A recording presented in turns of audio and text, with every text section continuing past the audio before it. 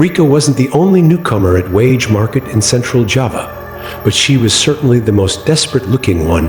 Every morning, she arrived with hope in her eyes, and every evening, she left with a heavy sigh. Her small stall sold simple things: cassava chips, peanut crackers, and soft cakes made by neighbors from the village, but no one seemed interested. People walked past her stall without even a glance. Right beside her, however, sat an elderly woman named Buwardi. Her stall was almost identical, same snacks, even cheaper packaging, yet people flocked to it like bees to sugar water, constantly busy, constantly sold out. If you want your stuff to sell, you should ask Buwardi, whispered Makmina, another vendor nearby who spent more time gossiping than actually selling. Ask what? Rika replied cautiously, her tone a mix of curiosity and unease. Mina leaned closer. They say she uses something away. Makmina smiled. Look under her stall tomorrow morning, if you dare. The next morning, long before dawn, Rika arrived at the market. It was just before 4 a.m. The stalls were closed, the corridors dimly lit by flickering fluorescent lights that buzzed in the cold. The tiled floors were damp, and the air hung thick with the smell of wet cardboard and old vegetable. She tiptoed closer to Buwardi's stall. It was covered with a faded green tarp, its corners weighed down by bricks. Beneath it, there was a scent different from the usual fishy or sour odors of the market. This one was floral, faint, sweet, haunting. Jasmine. No, not just jasmine. Cantal, the sacred flower often used in Javanese rituals, especially those connected to spirits. Rika slowly lifted a corner of the tarp and peeked underneath. There it was. A small clay bowl, filled with fresh white cantal blossoms. In the center lay a tiny offering, a bit of steamed rice, a slice of boiled egg, and 3 sticks of unlit incense. The flowers looked moist, as if just picked. The bowl sat directly beneath the table where Buwardi displayed her snacks. Rika's breath caught in her throat. She backed away, quietly lowering the tarp again. But as she turned to return to her own stall, she froze. Buwardi was already there, standing at the far end of the corridor, watching her. She said nothing, just smiled. That day, Rika's stall was once again untouched. Meanwhile, people crowded around Buwardi's like usual. Some only bought a cracker or two, yet smiled as if satisfied beyond belief. Some came with large bills and left with bags full. No one haggled, no one complained. Strangely, many of them bowed slightly before leaving. One even kissed Buwardi's hand. Rika watched from her lonely stall. A mix of envy and confusion stirred within her. What exactly does Buwardi do every night? And more importantly, why, when the market finally emptied that evening, did Rika see white butterflies floating out from beneath Buwardi's stall when there were no fresh flowers laid out above? That night, Rika didn't go straight home. She stayed behind, hiding in the narrow gap between a vegetable stall and an old, rat-infested space no one used anymore. She brought a thin jacket and sat still, waiting, listening to every creak of the market settling into silence. At 11 o'clock p.m., footsteps echoed down the corridor. Low, deliberate, slow. Rika peeked around a stack of old crates. There was Buwardi crouching in front of her stall, holding a fresh bowl of cantal blossoms. Her mouth moved in silent prayer as she placed the offering beneath the table. But then Rika saw something else, a figure. It stood behind Buwardi, tall, thin, motionless, its head tilted slightly, as if inhaling the scent of the flowers. Rika couldn't see its face clearly, but one thing was unmistakable. It wasn't touching the ground. Rika held her breath. She didn't blink, didn't move. The figure remained still behind Buwardi, like a shadow that had forgotten how to fade. It was tall and terribly thin, with arms that dangled to low, almost like vines. Its hair was soaked, long, and clung to its head like tangled roots. The face was barely visible, but enough to confirm what she feared most. The creature was not standing on the ground, it floated. Its feet, if it had any, hovered several inches above the damp market floor. Silent. Still, Rika wanted to run, but her legs refused to respond. She was no longer sure if she was watching something real or something meant only for those who had already crossed a line they didn't know they'd crossed. Buwardi, still unaware of the presence behind her, gently sprinkled more cantal petals into the clay bowl. Her whispering prayers continued. One word caught Rika's ear through the silence. Laris, the Javanese word for sold out. But in that moment, it sounded more like a demand than a blessing. The floating figure began to drift, circling around the stall, moving smoothly like thick smoke caught in slow wind. Then it turned, its head tilted further, and even without eyes, Rika felt it was staring directly at her. A heartbeat skipped, then another. She knew she had been seen, and just like that it vanished, gone, as if it had never been there, leaving only the thick scent of cantal behind. Heavier now, more suffocating. The next morning, Rika said nothing. She opened her stall in silence. Her eyes were sunken, her hands trembling slightly as she unpacked her wares. Buwardi arrived later than usual. Her smile was wide, too wide. There were butterflies at your stall this morning, she said casually, as if mentioning the weather. That means they like you. Rika frowned. They? Buwardi didn't answer. Instead, she laid out her crackers with slow, graceful movements like a ritual she had done for years. The cantal scent seemed to cling to her clothes, and strangely, throughout the morning, customers began approaching Rika's stall, not just one or too many. They didn't ask for prices, they didn't haggle. Some of them didn't even speak. One woman, holding a baby, bought 2 bags of cassava chips and 3 rice cakes. She handed Rika more money than needed, then smiled with empty eyes. Rika offered change, but the woman had already walked away, and the child in her arms never blinked. By noon, Rika's entire stock was gone, every item sold. Mina came over, staring at the empty trays. Well, look who's finally catching some luck, she chuckled. You've been watching Buwardi, haven't you? Rika gave a nervous smile, but deep inside, she wasn't sure if it was luck or something else entirely. Later that night, while washing her trays in the small back area of her rented house, she found a white cantal petal stuck underneath one of them. She had never put any flowers there. She thought about throwing it away, but instead, she burned it just to be safe. But safety, it turned out, was already too late, because when she went out back to dump the water, she saw it again. That same tall, thin figure, standing at the far edge of her yard, its arms dangling, hair dripping, body perfectly still, closer than before. The figure didn't move. It just stood there beneath the pale moonlight, its body thin as bone, soaked as if pulled from a river, and still hovering just above the earth. Rika stared at it from her back door, frozen in place. She knew this wasn't sleep paralysis. She wasn't dreaming, and she was no longer in denial. It was following her. She slammed the door shut and locked it, but the scent still crept in, soft and sweet at first, then thick like rotting jasmine. She turned every light in the house on, but the shadows didn't recede. They waited, they watched. That night, she lay in bed without sleeping. Her body refused to relax. Every creak of the floorboards, every gust of wind outside sent her nerves into a frenzy. She curled beneath the blanket, eyes wide open, staring at the ceiling. And she could feel it again. Something was sitting in the far corner of her room, silent, breathing. But when she gathered enough courage to turn the light back on, nothing visible at least. The next morning, she walked through the market like a ghost, but her stall, crowded, people lined up. She barely said a word as she handed out bags of chips and boxes of soft cakes. Buyers smiled blankly, spoke little, and always paid more than they should. None of them returned for a second visit. Rika began to notice a strange pattern. Each customer's face was new.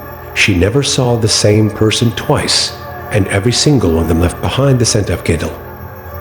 Later that afternoon, Mina sat down beside her, chewing on steamed banana leaves. "You know, there was someone else who used to sell from this very stall," she said, her mouth half full, "years ago. A girl not much older than you." "What happened to her?" Rika asked. "She disappeared," Mina said, wiping her mouth. "Said she moved to another market, but I think she never really left." Rika's spine stiffened. "What do you mean?" Mina leaned in, eyes darting side to side. "Some mornings, when I get here too early, I hear someone whispering her name from the shadows, and sometimes the smell of flowers in places where no flowers should be." Days passed. Sales continued to soar, but Rika's home life collapsed into dread. The figure returned every night. Getting closer, it no longer stood at a distance. It entered the yard. It stood beneath the eaves. Then, just outside her bedroom window, she began to see its reflection behind her in mirrors. Not directly, never directly, but always on the edge of her sight, always watching, and one night, she saw something worse. It smiled. Not with lips, but with its jaw, wide, cracked, slow, and when it smiled, Rika heard a voice, not aloud, but inside her skull. "You're doing well, but you must give." The next Friday evening, as thunder rolled across the sky, Rika found her kitchen table covered in fresh cantal blossoms. She didn't put them there. They formed a perfect circle. In the center lay a small, blackened pouch, the same kind Boo Wardy once gave her. But this one smelled stronger, more bitter, more wrong, and there was a note tucked into it, scrawled in red ink. "Don't reject those who pay without asking for a price." She didn't remember falling asleep that night, but at exactly 2:47 a.m., she awoke with a jolt, eyes wide, lungs heavy, mouth dry. The air smelled like something sweet rotting inside her throat. She stumbled to the sink, gasping, and when she spat, a single white cantal petal slid from between her lips. She collapsed, wept, and for the first time, felt that something was growing inside her, not physically, but spiritually, something that no longer belonged entirely to this world. Rika didn't open her stall the next day. She sat in the dark of her rented kitchen with her arms wrapped around her knees, eyes locked on the spot where the petal had landed the night before. She hadn't touched it. She didn't dare. Yet the scent lingered, as if the flower had bled into the air. Something was changing inside her and around her. She couldn't explain it, couldn't name it, but every breath she took now tasted like wilted jasmine and unseen promises. That afternoon, she returned to the market, not to sell, not yet, but to find answers. Boo Wardy was there setting up her stall, as if nothing was wrong. She hummed softly, her hands folding wax paper with an elegance that seemed practiced beyond life itself. Rika stood silently for a moment, then asked in a dry voice, "Why is this happening to me?" Boo Wardy didn't look up. "You peeked. You saw. That was enough. I didn't ask for any of this." "But you watched. You stayed. And now," she paused, placing a delicate rice cake into a small basket. "You've been scented." "Scented," Rika repeated, confused. Boo Wardy nodded. "They've marked you. That's what happens when they like how you smell. It starts with the petal, then the dream, then the choice." Rika swallowed hard. "Choice." Boo Wardy finally looked her in the eye. "You must decide what kind of merchant you want to be." That night, Rika didn't dream, but she woke to find another gift on her kitchen table.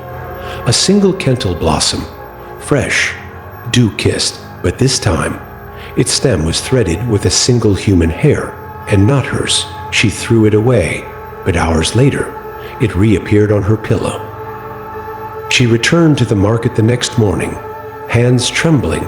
She set up her stall, unsure of what she was doing or why, but the moment her tablecloth touched the wood, the buyers came, more than ever before. One by one, they approached, their faces unreadable, their hands offering far more money than necessary, and none of them asked for prices. She didn't speak. She didn't smile. She just handed out bags as if on autopilot. And then came a boy no more than 10 who stared at her without blinking. He didn't buy anything. He didn't even say hello. He simply whispered, "You're glowing." Rika froze. What did you say? But the boy was already walking away, and in his tiny footsteps, petals appeared where there should have been dust. That evening, as she locked up her stall, Rika found a folded note tucked beneath one of her trays. The paper was old, stained with what looked like tea or blood. On it, scrawled in shaky letters, "You don't have to be replaced, but you do have to choose." She turned the note over. On the back, a list of names. Some she recognized former vendors, some she didn't. And the last name on the list, Rika. Her breath hitched. Above her, the market lights flickered, the shadows stretched, and from the end of the corridor, footsteps approached, slow, wet, barefoot, accompanied by the familiar scent of cantal and something deeper, something feral. The lights went out, and in the darkness, a voice whispered directly into her ear, "You don't have to give yourself, but someone must be given." Rika didn't answer the voice. She didn't have to, because the answer was already echoing in the hollow space between her ribs, a feeling she didn't want, didn't ask for, but couldn't deny. The choice had already begun, not with a word, but with acceptance, and that, perhaps, was all they needed. That night, Rika didn't sleep. She just sat at the edge of her bed, staring at the cantal blossoms that had begun to sprout in a vase she never remembered buying. They had multiplied. She counted them. 12, all fresh, all perfect, and at the heart of each one was a single strand of black hair. Not hers. She stood to throw them out, but as she lifted the vase, a voice behind her whispered, "Not yet, he hasn't come." She turned quickly. No one. But outside her window, standing in the pouring rain without an umbrella, was a man, middle-aged, soaked, still just like the others. He was holding something in his hand, a packet of rice crackers from her stall, and in his other hand, dangling like a forgotten thing, was a wallet, open, empty. The next day at the market, it happened. A man approached Rika's stall early in the morning. She didn't recognize him. He looked ordinary, like an office worker or a school teacher. His eyes were calm, his smile polite. He picked 5 items, didn't ask the price, didn't wait for change. He simply placed a thick wad of folded bills into her hand, nodded, and turned to leave. But before he walked away, he said something that hollowed her out from the inside. "Don't reject me, or he'll be disappointed." Rika's hands froze. "Who?" she asked, barely a whisper. The man turned slowly, then lifted a hand and pointed not at her, but at the space behind her. Rika didn't want to turn around, but she did. There was nothing there. But she felt it, that breath, that familiar warmth, right behind her neck, just like before. That evening, she returned home to find a clay bowl at her doorstep. It was filled with dried cantal petals, but no longer white. They had turned black, as if burned from the inside. In the middle of the bowl was a coin, old, heavy, with no inscription, and beneath it, a folded note. "You've made your first offering. He is pleased." Rika collapsed to her knees. Tears welled up not from sorrow, but from confusion. She hadn't offered anyone. She hadn't chosen, had she? That night, her dreams were filled with crowds, hundreds of faceless people standing before her stall, all silent, all holding money, all waiting, and at the very back of the line stood herself, but her eyes were black, and she was smiling, and behind her stood something tall, thin, floating.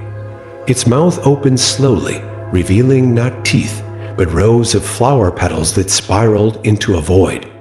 Rika woke gasping, her pillow soaked in sweat and rain, but her window was closed, and in her hand, a damp cantal blossom. The next day, another customer came, a teenage girl in a school uniform.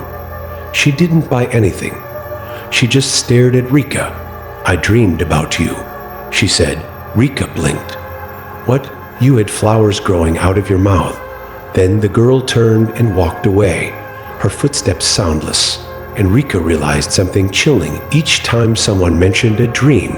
Someone new disappeared from the market the next day without a trace. No questions, no farewells, gone. That evening, as she was closing up, Rika found another list beneath her tray. Fewer names now, only one remained at the bottom. You. But this time, it wasn't scrawled. It was written in perfect, clean lettering, like a signature on a contract. And as the market grew quiet, she heard a wet breath right beside her ear. Then a voice. The next one is yours to choose. Rika didn't answer, not with words, not even with thoughts, because the truth was, she had already chosen. She just hadn't admitted it to herself. That night, she sat alone at her stall long after the market closed. The overhead lights flickered. Most vendors had gone home, but Rika remained still, watching the pathway in front of her like a stage ... in her lap. A slip of paper, blank, or so it seemed, but when she held it under the yellow light of her single lamp, writing began to appear like invisible ink surfacing from beneath the fibers. A list, not names this time, but faces she recognized them. A woman who always bought in silence, a man who smiled too much, the teenage girl who dreamed about her. At the bottom of the paper was a single question: which one won't be missed? Rika stared at the faces. Her hands trembled. She tried to fold the paper and throw it away, but it unfolded itself, laid flat again, waiting behind her. A soft wind passed, only there was no wind in that closed market. She felt a presence. It wasn't threatening. Not anymore. It was expected. That night, she dreamed of the crowd again, but this time, no one was faceless. They all looked at her. They knew her, and every one of them held something in their hands: money, offerings, food, all lined up at her stall, waiting, and at the very front stood her own mother. She reached out, smiled. Do you still know who you are, Rika? Rika tried to speak, but when she opened her mouth, petals spilled out, dozens, hundreds, like something inside her had bloomed without her permission. She woke up, gasping, face wet with tears. Morning came. Rika opened her stall like always. Customers lined up. The market was alive, but different. She could see them clearly now, the marked ones. Each had a faint glow. Each smelled faintly of burned flowers. She didn't call their names, didn't choose. They came to her, and when they handed her money without asking the price, they chose themselves. Later that week, a woman disappeared. Not a regular. No one seemed to notice. No one asked. And yet, Rika's flowers bloomed brighter that day. Her profits tripled. She heard laughter in her walls at night, deep, rumbling, like something ancient was pleased. She didn't keep the list anymore. She didn't need to. It wrote itself, somewhere unseen, updated whenever necessary. One night, she stood at the back of her stall, looking out into the darkened alleyway behind the market. There it was, that tall, thin figure, floating, waiting, but it didn't come closer. It bowed and slowly vanished into the shadows, as if saying, "You understand now. You are no longer asking. You are part of the answer." Years later, new vendors came to Wage Market. Some struggled. Some asked questions. Some watched Rika's stall with envy, and sometimes one of them would ask an old vendor nearby, "Why does her stall always sell out? What's her secret?" The old vendor would smile softly and say, "She's not lucky, she's consistent." But no one really knew that every time someone handed her money without asking the price, every time they smiled a little too wide, every time they walked away with that faint smell trailing behind them, they were no longer hers. They belonged to something older, something waiting, something that always, always gets what it's owed.